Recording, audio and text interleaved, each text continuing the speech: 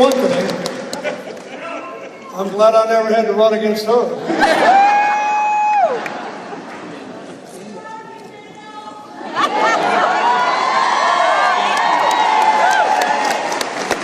I love you too. I love West Kentucky. I'll tell you, you guys have been so good to me and to my family. And I'm glad to be back. I want to thank Governor Beshear and former Governor Martha Lane Collins, Attorney General Conway, thank you for being here. And Treasurer Todd Hollenbeck, State Representatives Tommy Thompson and Jim Glenn, and all the rest of you. Look, I want to begin by paying tribute to my friend Senator Wendell Ford.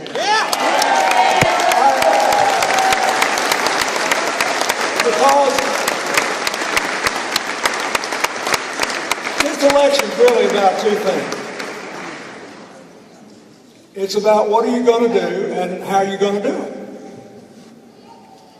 Do you believe Kentucky ought to be run by people who sit down and treat each other like they have had good sense and listen to each other and try to make a decision and get something done in Washington the way you behave in your ordinary life? Or do you want continued gridlock fighting and big money buying your opinions and making you think less of everybody?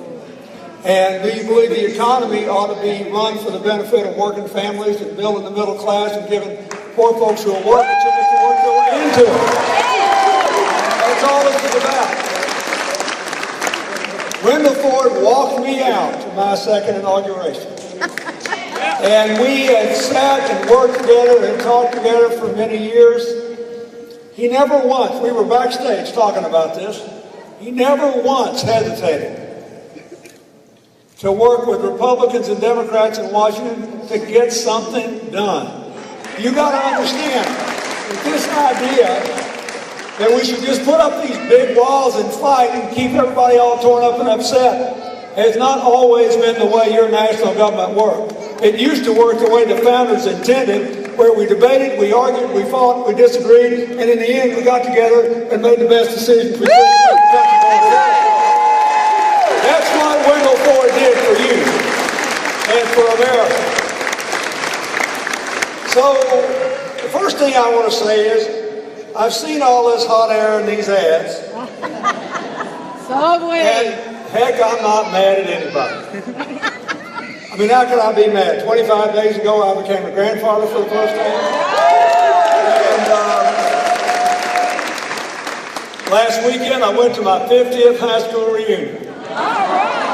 Now, it's kind of weird. I spent most of my life being the youngest person doing whatever I was doing. And one day I woke up, I was the oldest man in every room. And for the life of me, I couldn't tell you what happened in between. But I want to tell you something seriously. It doesn't take long to live a life. No. And when you have more yesterdays than tomorrows, you become more concerned about the tomorrows, more concerned about what's good for your kids and your grandkids. And so this is about Kentucky. I was enthusiastic about Allison from the beginning because after yours being saddled with years of politics as usual, she started her campaign with a jobs plan. And what I want to tell you is, every election is a job interview. That's what it is. And on election day, you make a hiring decision. And the politicians get to do something that most job applicants don't get to do. They get to tell you while they're running what they think the job is. This is what she thinks the job is. And her opponent's ads tell you what he thinks the job is. So, as she said, he spent $50 million trying to put the president on the ballot. And this is what they're doing everywhere, because they know people don't agree with them. So it's like, this is the message as near as I can tell. You might want to vote me out after 30 years and not much happened for you, but this is your last chance to vote against the president. Isn't that about what he said? Your very last chance, and you've got to take it. Now, it's like everything else, it's not free. In order to get your 2-year protest, because we'll have a new president in 2 years, You get your 2-year protest, you got to give me a 6-year job and let me vote against you for 6 more years. But you got to do it. I know you can't think. Isn't that what they're doing? You just got to do it. You can't help yourself. Now let me tell you, when Hillary had that traveling job, I was home alone a lot. And so I got to watch television a lot, and one night it occurred to me that at my age, I had spent, 6 decades or so, ever since I was a little boy, having people try to sell me on something or another. You watch all those TV ads, that's what they're trying to do, trying to get you to buy something, right? And now that I'm home and answering my own phone, I sometimes get these automated messages from these real nice ladies' voices. They're trying to sell me something. And then sometimes people knock on your door and they try to tell you something. This is my experience after all this time. When somebody tries to sell me something, and their strategy is to stop me from thinking, normally they don't have my best interest at heart. If somebody's trying to sell me something and they trust me to disagree with them and they explain what they're trying to do, I may go on and go along with them even if I don't agree with them on everything. That's the way normal people relate. It's only in politics where people tell you you ought to run this country by listening to me make you just as mad as you can so you cannot think to save your life. That is a bad way to make decisions, and that's what he wants you to do.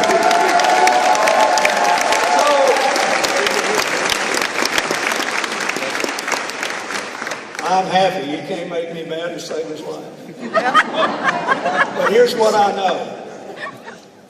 There's been one time in 40 years when every income group in America made gains with low unemployment and rising incomes in the 8 years you let me serve as your president. That's the only time.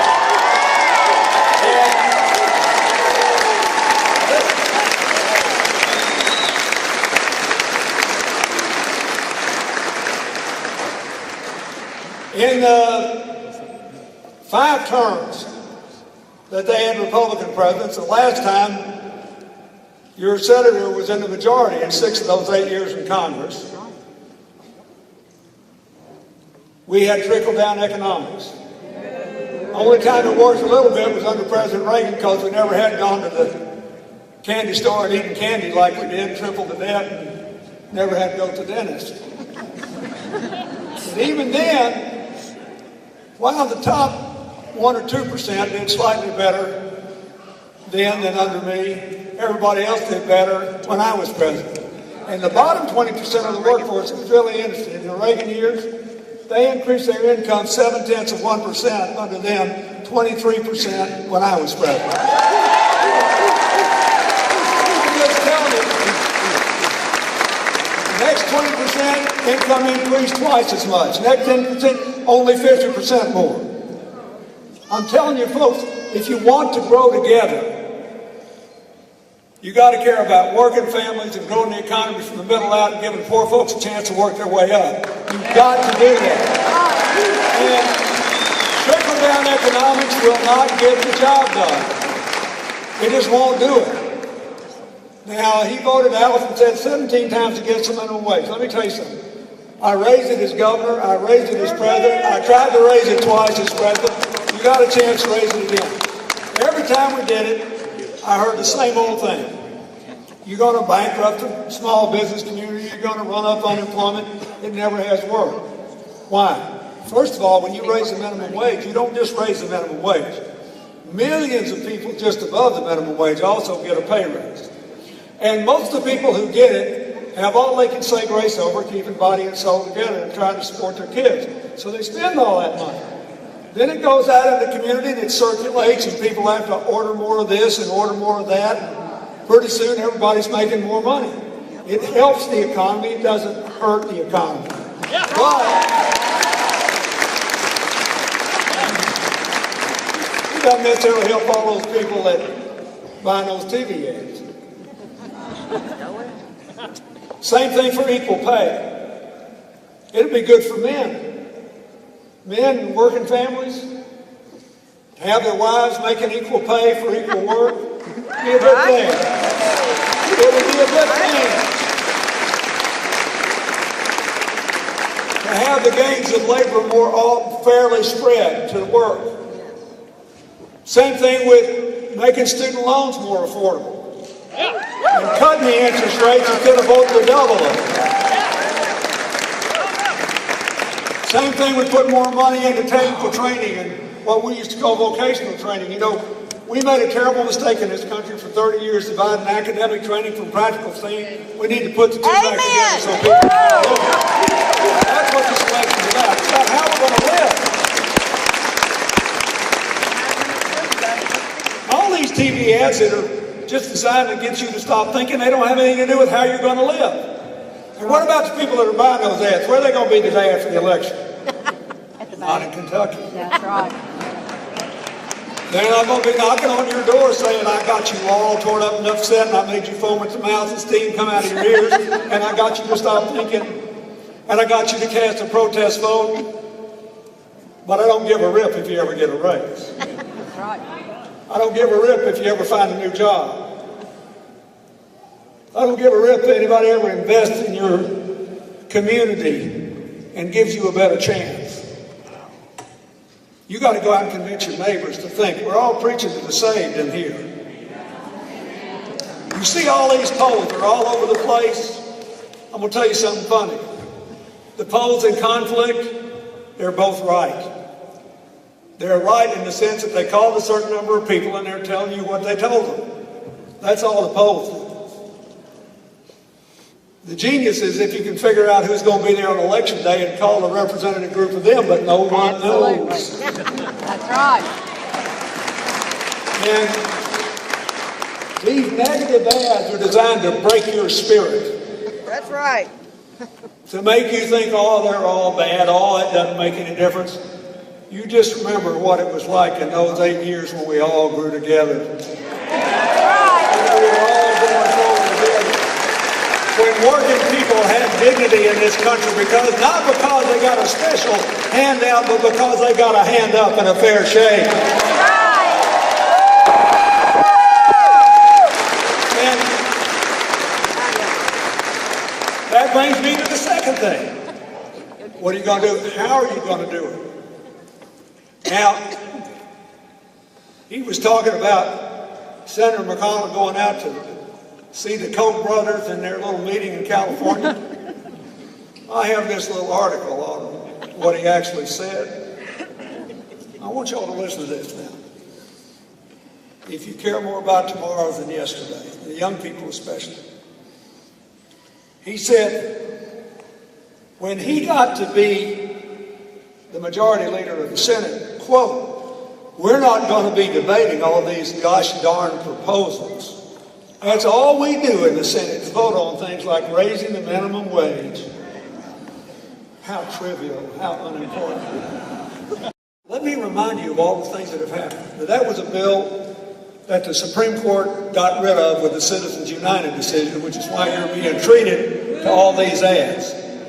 It was a bill that would limit the size of campaign contributions and limit the ability of rich people from outside Kentucky who don't care about you to put funny names and phony names on committees and black bag all that money in here to trash her. That's right. Okay? But how could that be the worst day of your life, even if you thought it was a bad idea? That was worse than 9/11. That was worse than the day we had the biggest crash since the Great Depression. That was worse when you lost 30,000 jobs in coal in the 8 years of the previous presidency, the Bush presidency. That was worse than, you name it. I can think of 1,000 things that were worse. And I'm not mad, I'm sad. Don't you think it's sad? Wouldn't you feel sick if you spent 30 years representing Kentucky in the Senate and the worst day of your life was when there was an honest attempt to limit black bag operations from foreign billionaires from buying your election?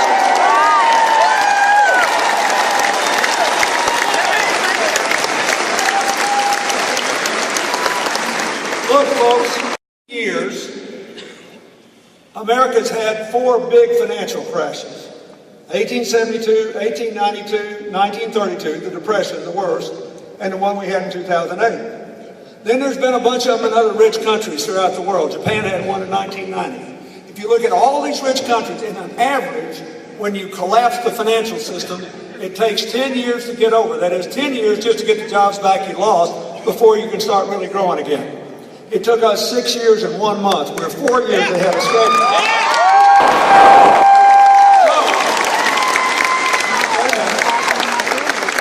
All that means is we just got started.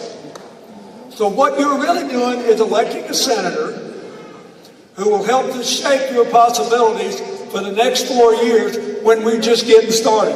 When we can bring Kentucky back, when we can stop all these kids from having to drop out of college because they think they can never pay their debts, when we can give people job training for jobs that are actually going to be there and know they're going to pay above average wage, when we can lift people on the bottom and grow this economy from the middle out. It's all going to be there, and you have to decide whether you believe that somebody with a jobs plan should be the senator, or somebody who thinks the worst thing that ever happened was when they limited out-of-state anonymous black bag foreign media buys in Kentucky. That's what you got to decide. This is not rocket science. You're a governor. I just want to say something nice about him. There's only 2 governors in America with approval ratings of 70% or more. Only 2. Kentucky and my native state of Arkansas. In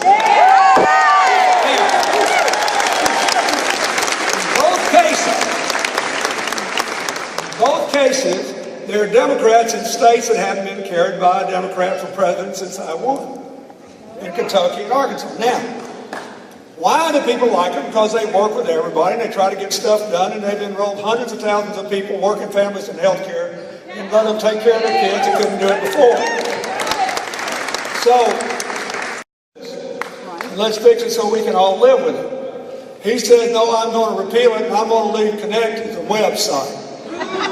Which is a fancy way of saying, I'm going to throw a heck of a lot of people out of health insurance.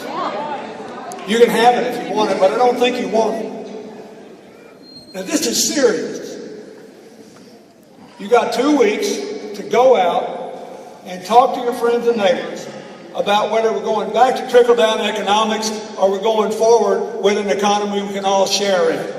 You got 2 weeks to go out and tell your neighbors that they have to decide whether they want to elect somebody who will work with anybody, Democratic, Republican, Independent, man, woman, Northerner, Southerner, Westerner, Easterner, who will work with them to get something good done for America that also helps Kentucky, or people that want to keep those walls up so you can keep that big money coming in from who knows where and who knows who.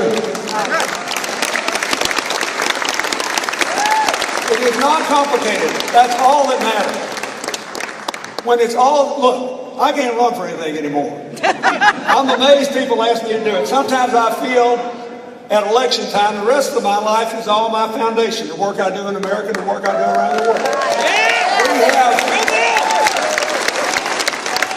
We have 4 people today in Liberia, one of the 3 countries hit by this Ebola crisis. Do not panic. We'll get ahead of this thing. It's very serious. I've got 4 people there risking their lives every day trying to keep it over there so it doesn't come over here. But I kind of feel like every election season, I feel like an old racehorse. Since I'm in Kentucky, you'll identify with it. And they got me in a nice barn. And it's election season, they come in and give me an extra bale of hay. Somebody comes in and brushes my coat, and then they drag me out to the track, and they slap me on the rear to see if I can get around that track just one more time. And I want you to know, I'm running around this track for Allison because I know she'd be the best for you. And I want you to work for her. And I want you to call your friends and neighbors. And I don't want you to take no for an answer. And I want you to make sure nobody casts a protest vote. Who ever heard of giving somebody a 6-year job for a 2-year protest? That's right. You don't have to be Albert Einstein to realize you're blowing 4 years, even if you think it's a good idea, which it isn't. You got to give it to the guy. He's got a lot of gall. I know I've had 30 years, and I know not much has happened, but you got to give me 6, or you lose your 2-year protest. Now, come on, this is an easy decision. If we're doing what's best for Kentucky, it's an easy decision. And I can tell you, I told that joke about being the old racehorse, but when it's all said and done, there's only 3 things that matter. Are people better off when you quit than when you started? The children have a brighter future, and are things coming together instead of being torn apart? If those are the 3 tests, the answer is Allison. Yeah.